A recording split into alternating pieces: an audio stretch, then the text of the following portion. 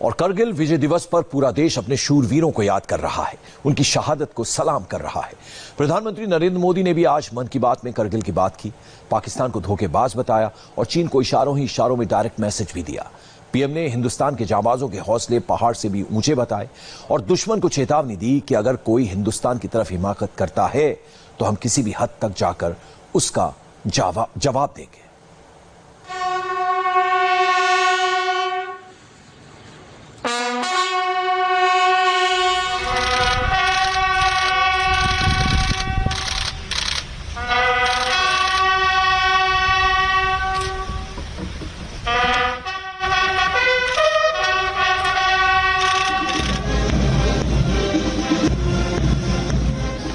दिल्ली के war memorial से लेकर करगिल द्रास की चोटियों तक आज देश अपने वीर सपूतों को नमन कर रहा है।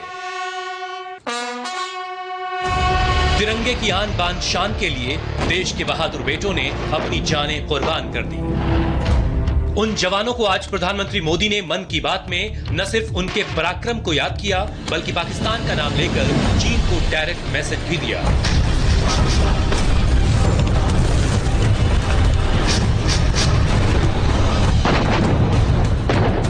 प्रधानमंत्री मोदी ने आज करगिल में पाकिस्तान के बड़े धोखे का जिक्र किया और चीन को भी इशारों इशारों में मैसेज दिया।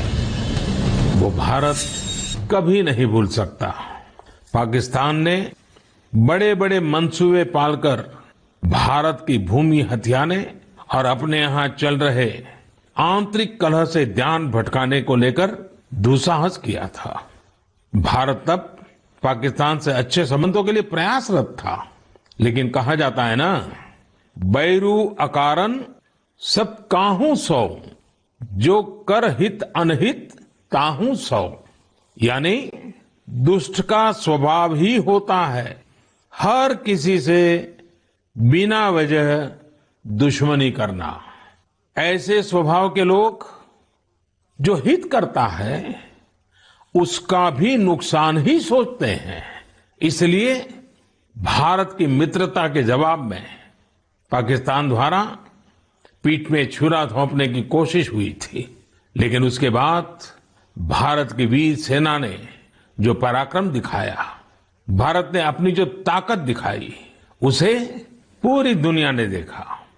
आप कल्पना कर सकते हैं, ऊंचे पहाड़ों पर बैठा हुआ दुश्मन और नीचे से लड़ रही हमारी सेनाएं, हमारे वीर जवान, लेकिन जीत पहाड़ की ऊंचाई की नहीं, भारत की सेनाओं के ऊंचे हौसले और सच्ची वीरता की हुई। विजय दिवस पर प्रधानमंत्री का सेंटिमेंट साफ है। 21 साल पहले भारतीय सेना ने जिस तरह से पाकिस्तान को मिट्टी में मिला दिया था, आज वही सेना चीन की चालाकी को धूल में मिलाने के लिए तैयार है। जो भी देश हिंदुस्तान के स्वाभिमान को ललकारेगा, उसे भारतीय सेना मुंहतोड़ जवाब देगी। करगिल में भारतीय जवानों के बुलंद हौसले के सामने 16,000 फीट की ऊंचाई भी बौनी हो गई थी। 21 साल पहले भारत करगिल में पाकिस्तान को हरा सकता है, तो आज हिंदुस्तान चीन को कहीं भी परास्त करने की ताकत रखता है। वैसे भी पहाड़ की लड़ाई में हिंदुस्तान की सेना के आगे दुनिया की कोई भी सेना नहीं टिकती। फिर चीन की बिसात क्या है?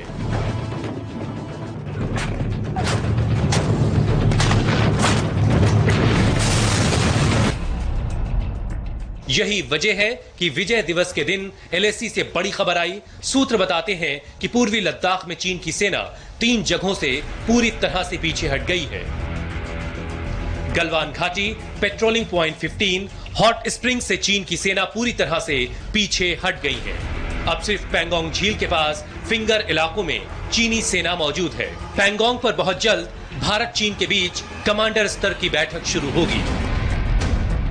एलएसी पर भारतीय सेना ने जिस तेजी के साथ अपने ट्रूप्स डिप्लॉय किए, उससे चीन पूरी तरह से हैरान रह गया। चीन ने कभी सोचा भी नहीं था कि भारतीय सेना उसकी हिमाकत का इस तेजी के साथ जवाब देगी।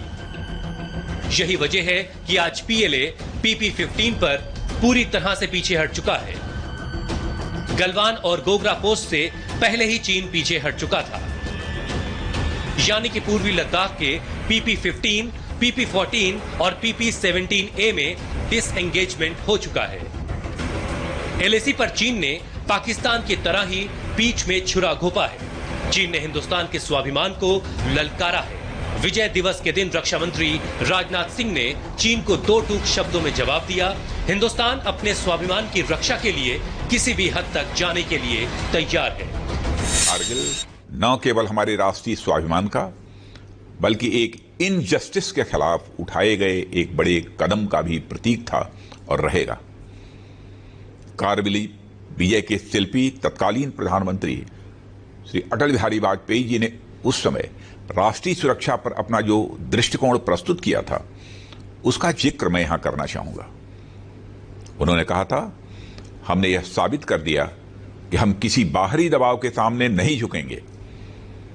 हमने यह भी साबित कर दिया कि हम एक जिम्मेदार राष्ट्र हैं।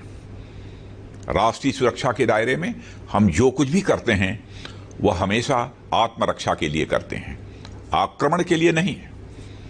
और अगर दुश्मन देश में कभी हमारे ऊपर आक्रमण किया तो हमने यह भी साबित कर दिया कि कारगिल की तरह हम उसे मुंहतोड़ जवाब भी देंगे। साथियों, यह सेंटिमेंट जैसा 21 साल पहले था वैसा ही आज भी है। हम शांति चाहने वाले देश हैं, पर किसी संकट के समय अपनी राष्ट्रीय एकता और संप्रभुता के लिए बड़े से बड़ा कदम उठाने के लिए भी हम हमेशा तैयार हैं। इस वक्त मैं करगिल में हूं और यहां से कई सौ किलोमीटर दूर दिल्ली में रक्षा मंत्री राजनाथ सिंह ने दुश्मन को साफ शब्दों में चेतावनी दी है कि भारत अपनी जमीन की रक्षा के लिए कुछ भी करने को तैयार है।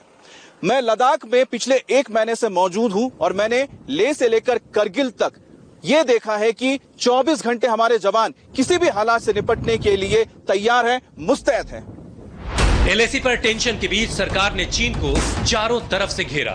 कूटनीति से लेकर सैनिकों की तैनाती तक, पहाड़ से लेकर हवा और पानी तक भारतीय सेना चौकन्नी है। यही वजह है कि ड्रैगन डरा हुआ है और एलएसी की हर पोस्ट से पीछे हटने को मजबूर हो गया है।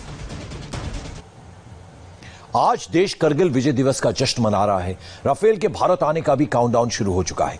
राफेल के भारत आने का मतलब है राहुल गांधी के फेक न्यूज का दी एंड। ब्रेक के बाद देखिए स्पेशल रिपोर्ट, सत्यमेव जयते, राफेल प्रधानमंत्री मोदी के सत्य का प्रमाण।